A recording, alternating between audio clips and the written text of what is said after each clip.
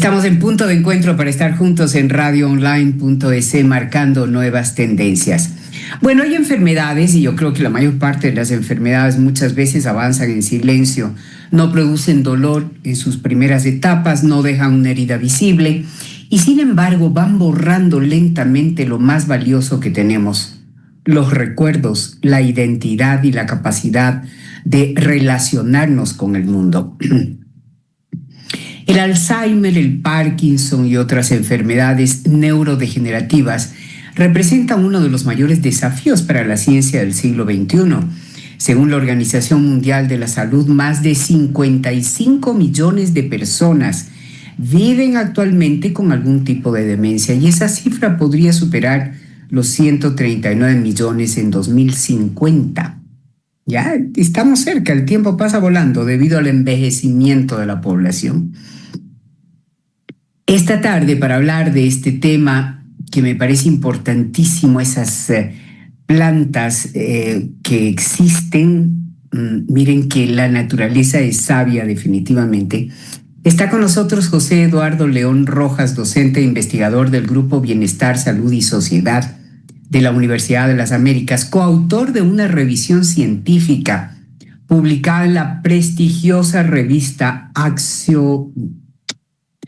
Mejor dejo que él pronuncie el nombre de la revista, que está complicada, que analiza el potencial neuroprotector de los polifenoles presentes en las plantas. ¿Pero en qué plantas? José Eduardo, buenas tardes, bienvenido.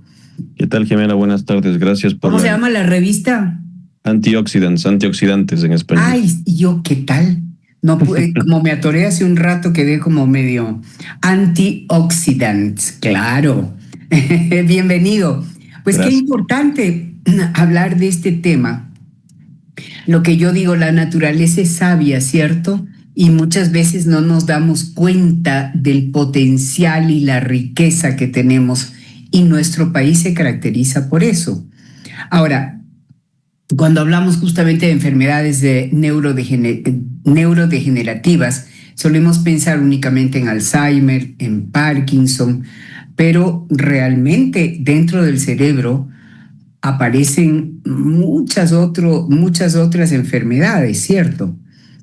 Sí, así es. Dentro de la parte neurodegenerativa tenemos un abanico grandote de lo que antes se llamaba demencia senil, que ese término ya no se usa y no se debería usar.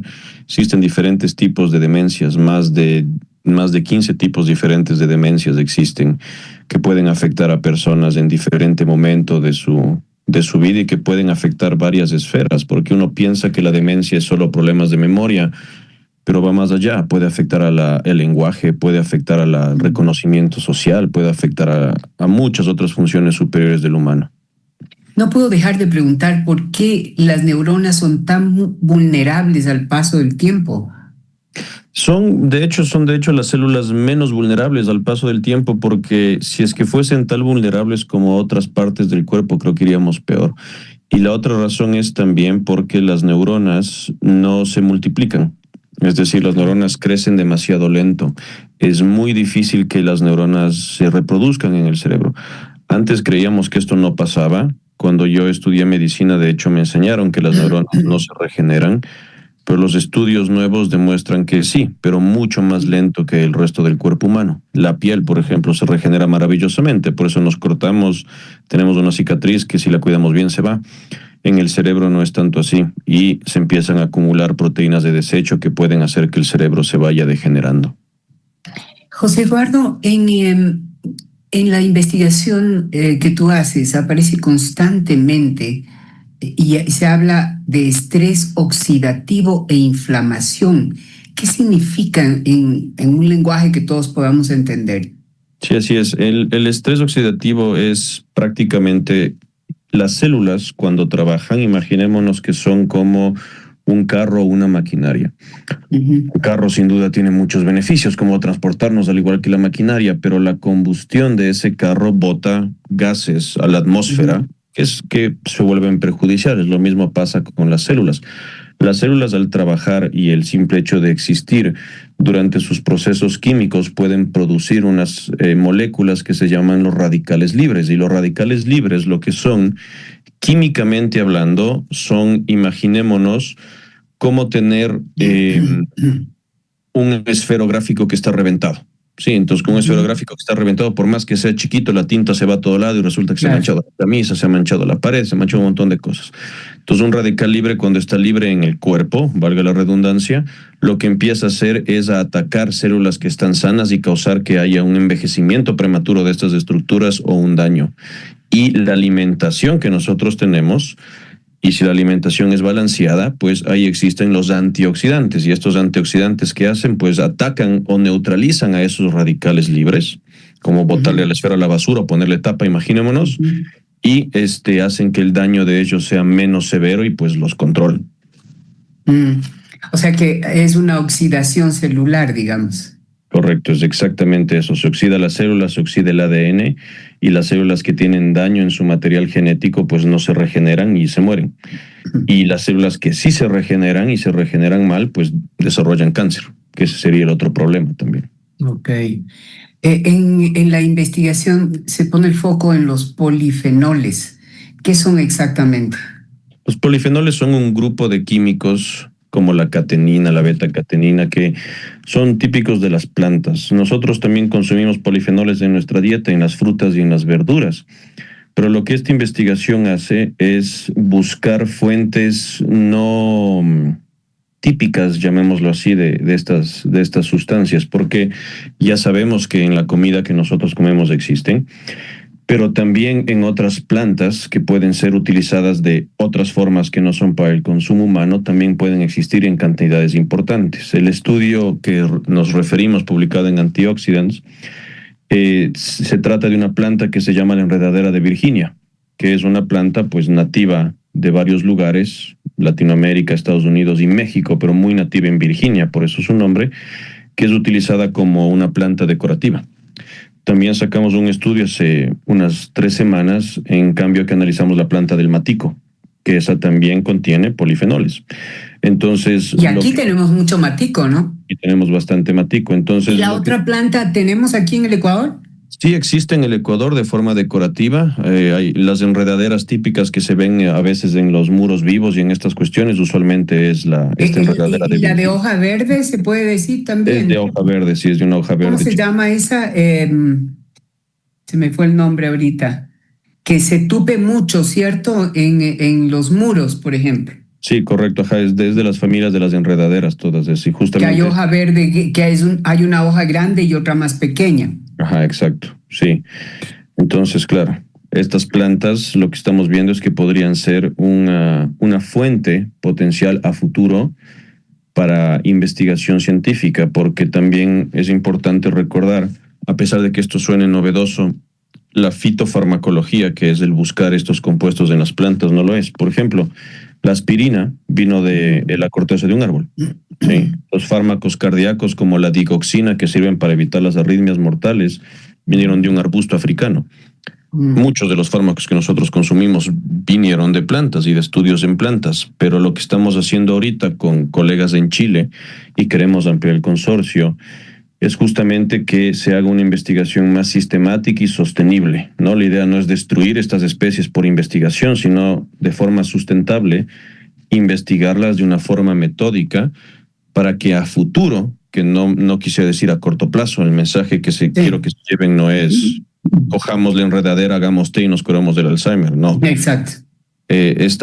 Tenemos un camino largo por adelante. Estos estudios aún son hechos en células y en laboratorio. Después de eso tenemos que pasar a animales, y una vez que se haya demostrado la seguridad en eso, ahí sí recién pasamos a humanos. Ahora, ¿estos polifenoles existen también en ciertos alimentos que consumimos? Sí, en bastantes plantas existen los polifenoles, en las frutas y en las verduras. Es más, ahorita lo que se ha demostrado, si queremos prevenir el Alzheimer con evidencia que ya se sabe, es una dieta buena. Una muy buena dieta, rica en frutas y verduras y ácidos grasos saludables, junto con ejercicio. Se ha demostrado inclusive en estudios que hace que las neuronas se regeneren. Entonces, por eso una dieta mala, y estamos hablando de esto, no nos imaginemos bueno, hago dieta un mes y como bien y ya no tengo Alzheimer. No, estamos hablando de algo que es un estilo de vida, ¿no? Entonces, por eso, los lugares del mundo que menos Alzheimer tienen son los lugares que por cultura tienen una dieta rica en estas cosas, como por ejemplo la dieta mediterránea. ¿Sí? Entonces, en el Mediterráneo hay menor tasa de Alzheimer, y una de las razones que se ha investigado es esta, que tienen un estilo de vida diferente, no rico en ácidos grasos saturados. Ellos comen bastante aceite de oliva, frutas, verduras, cosas naturales. Usted a un europeo no le puede decir vamos por un McDonald's. Los europeos antiguos, ellos es comida que ellos no tocan, pues eso es sacrilegio. Pero claro, en nuestro lado del mundo no tanto, más bien eso es un premio a veces para los niños. Te sacaste 10, vamos a la Pizza Hut, vamos al McDonald's, y ya se vuelve una comida. La comida rápida que a la final acaba haciendo mucho daño, ¿no? Ahora, este estilo de vida para prevenir este tipo de enfermedades tiene que comenzar a muy temprana edad, ¿cierto? Sí, entre más temprano se comience mejor, porque para los radioescuchas, desde más o menos los 25 años de edad, o inclusive 30, su cerebro ya empieza a presentar, que aún no podemos ver, pero que sabemos molecularmente, y empieza a presentar características de los cerebros que van a desarrollar enfermedad de Alzheimer. Porque la enfermedad de Alzheimer es una enfermedad típica de la edad. Es decir, ¿por qué estamos viendo más Alzheimer? No estamos viendo más Alzheimer necesariamente porque seamos menos sanos o que comamos menos orgánico. Más bien lo opuesto, estamos viendo más Alzheimer porque la ciencia ha avanzado tanto que ahora los humanos viven más. Entonces, entre más vive un humano, lamentablemente no hemos descubierto una cura para el tiempo, entonces todo se ha de degenerar. Es decir, por más ejercicio que usted haga, las rodillas no le van a aguantar hasta los 200 años. El cerebro pasa lo mismo. Pero si tenemos una dieta que estamos logrando, que dure más, y que más que dure más tiempo, que dure en mejor estado. Y por eso, inclusive para el Alzheimer, el estudio es importante. Y eso es algo que en Latinoamérica nos falta. Es decir, si ustedes leen o se dan cuenta de cada año hay la feria del libro o el día del libro, y hay las estadísticas de cuántos libros leemos en Latinoamérica por persona, y es comparado con otros lugares del mundo, es una estadística triste. O sea, con todos... Yo hablo con mis amigos de mi edad y les digo, ¿cuántos libros has leído este año? Y la última vez que leí un libro fue en el colegio. Qué barbaridad, claro. Entonces, eso también genera una reserva, que eso nos puede ayudar. Entonces, neuronas bien nutridas y en bastante volumen, si nos llegase a dar Alzheimer, lo que estamos haciendo es como, imaginémonos, construyendo muros alrededor de nuestro cerebro.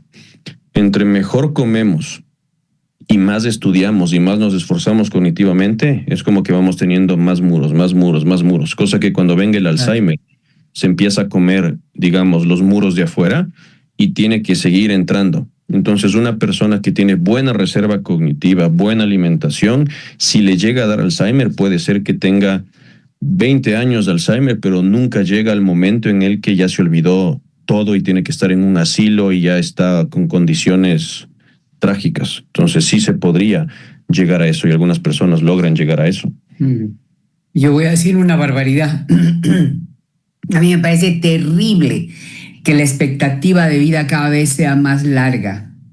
Terrible, porque en la medida en que haya calidad, perfecto, pero es que a medida que pasan los años vamos deteriorándonos, y es grave. Hay gente que se aferra a la vida a pesar del dolor, a pesar de muchas complicaciones. Pero bueno, ¿por qué ahora, no sé si es último este interés por estos compuestos naturales, o ya había empezado este interés científico hace mucho tiempo?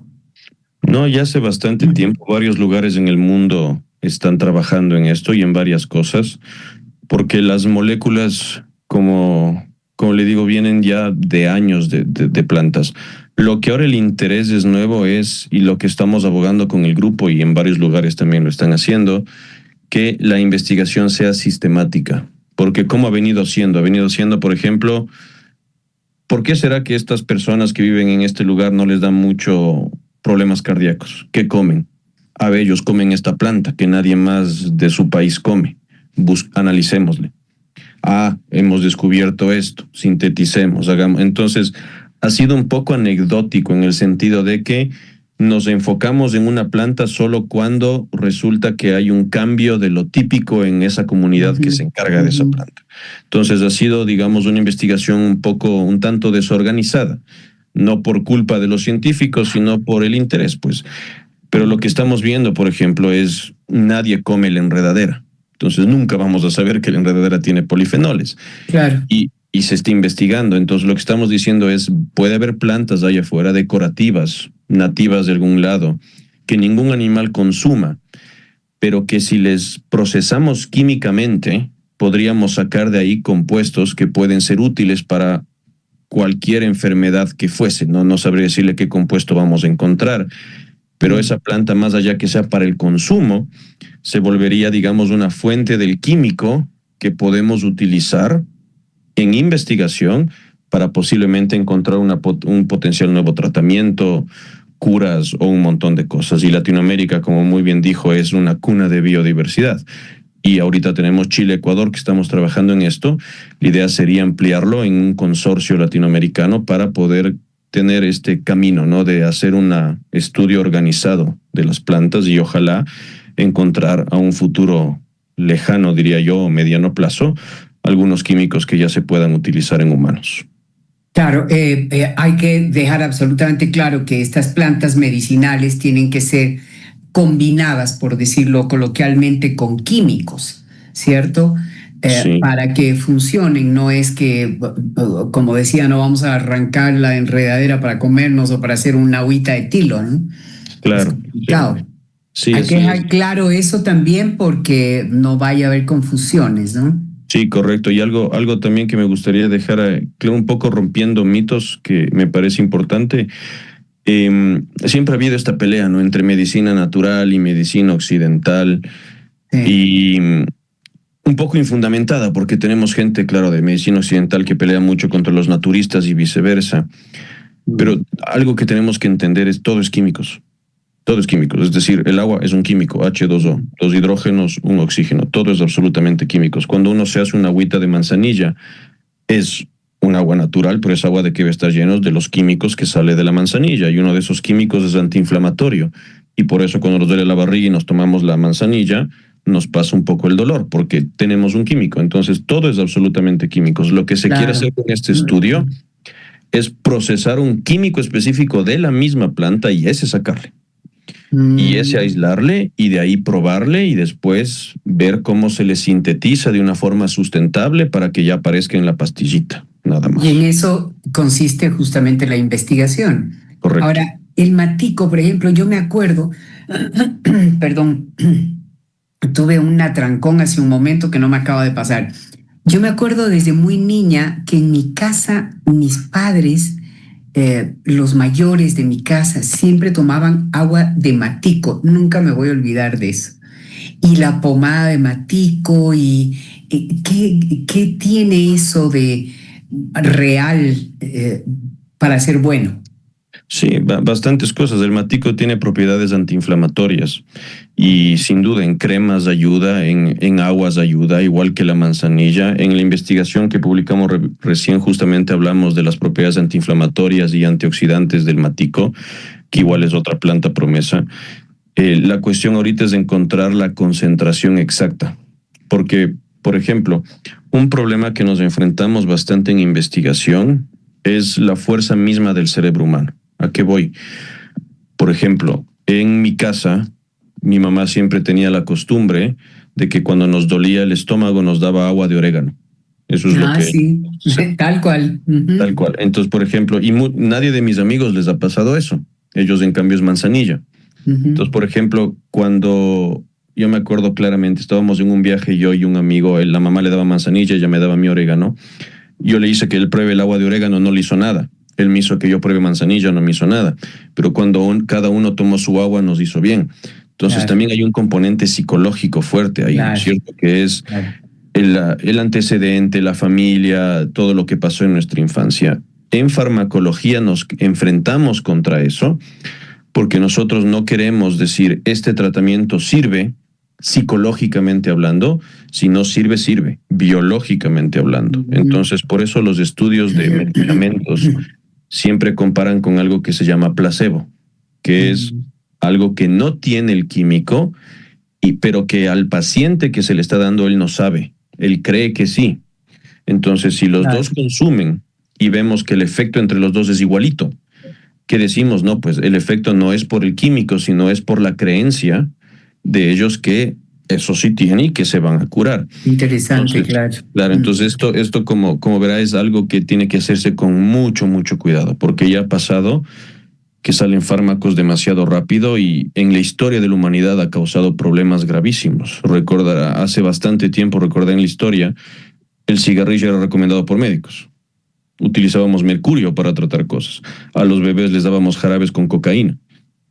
Es decir, la ciencia experimentaba cosas y después se fue encontrando el método científico que muchos odian en la sociedad, pero no entienden que se demora por algo.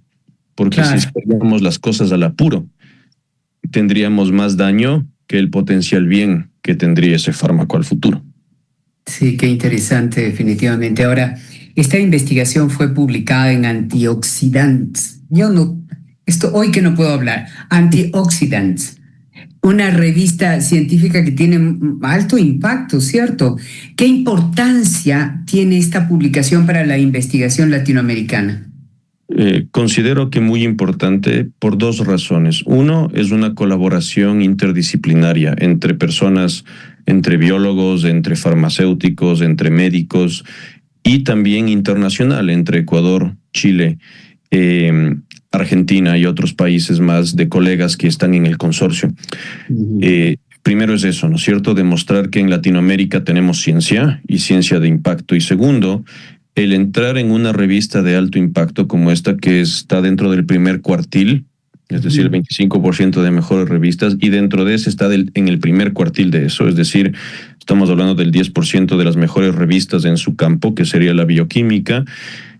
Ahí solo se aceptan artículos que tienen mérito científico y que son valorados por una revisión extensiva de pares. Sí, es decir, en estos dos artículos nosotros estuvimos comunicándonos corrección tras corrección, que habremos hecho unas 10 correcciones, es decir, esto toma bastante cosa porque, claro, si queremos publicar esto, todos nos queremos hacer de abogado de diablo, entonces eso es lo que hacen los revisores, ser abogados del diablo para que asegurarse de lo que salga en esta revista sea algo verídico, sea algo que tomó ciencia real del poder sacar. Entonces, para la ciencia latinoamericana es muy importante estar en estas revistas y cada vez lo estamos haciendo más, tanto en Ecuador como en Latinoamérica.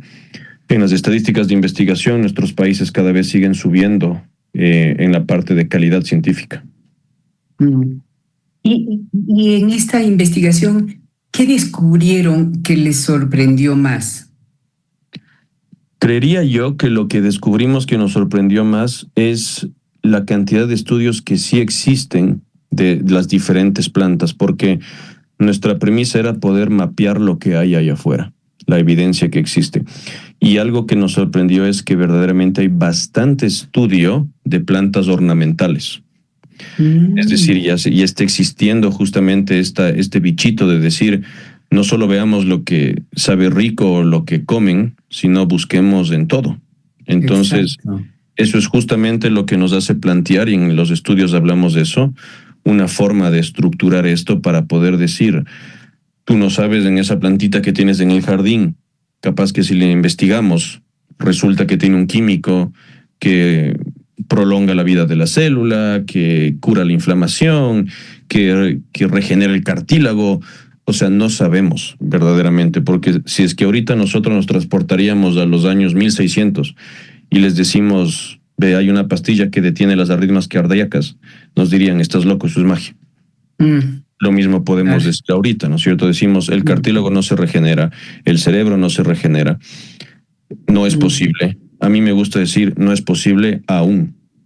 Y una de las frases que a mí me encanta de Albert Einstein, bueno, por lo menos es dicha que es de él dice que la ciencia es como una linterna y entre más descubrimos, más grande se vuelve la luz. pero no importa qué tan grande se vuelva la luz, siempre va a haber un punto en el que más afuera hay más oscuridad.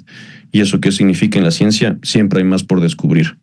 Y nunca podemos decir, ya tenemos la respuesta. Hemos llegado al tope. No, siempre hay algo siempre más. Hay algo más por descubrir, siempre hay algo más por aprender. Sí. Ahora, en este estudio que me parece tan interesante, se descubrieron ciertos elementos, puede decir, o ciertos, no sé, algo que tiene como esa planta, por ejemplo, viña virgen.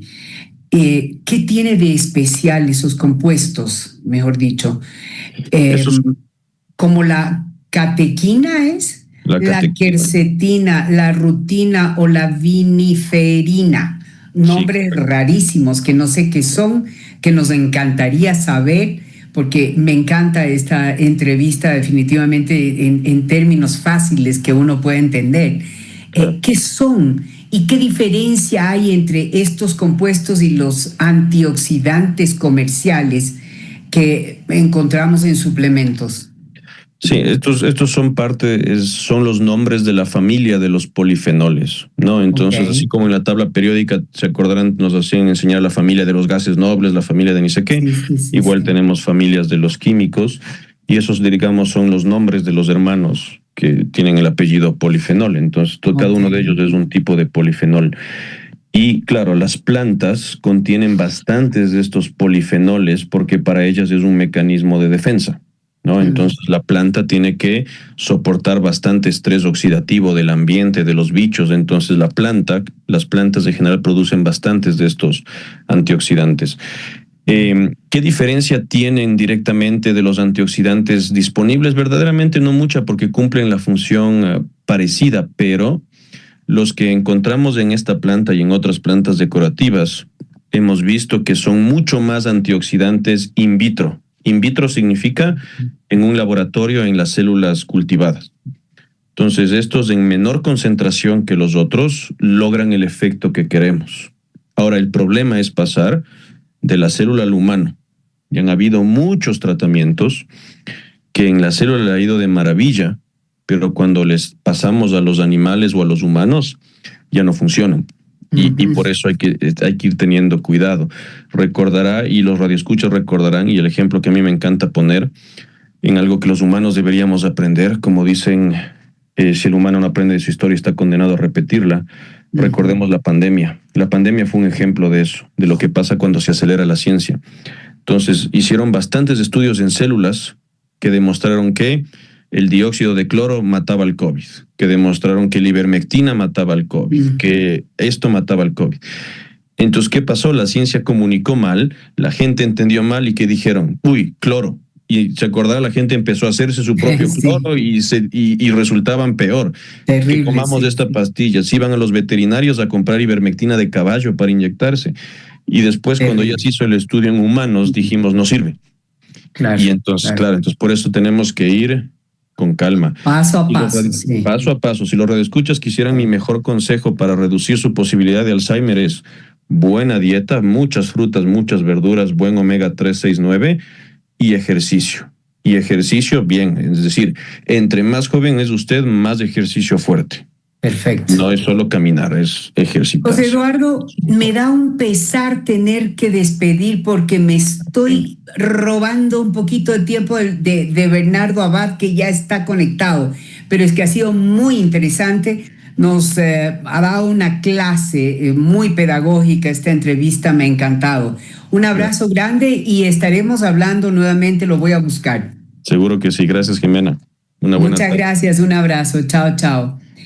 Bien, llegamos al final de Punto de Encuentro para estar juntos. Ya viene Bernardo Abad, está ya conectado. Gracias por habernos acompañado. Esperamos haber cumplido nuestro objetivo de servicio a los ecuatorianos. Volvemos el lunes. Feliz fin de semana anticipado. Gracias a nuestros auspiciantes y gracias Pato Sánchez. ¡Chao! Aquí termina Punto de Encuentro para estar juntos con Jimena Ulestia.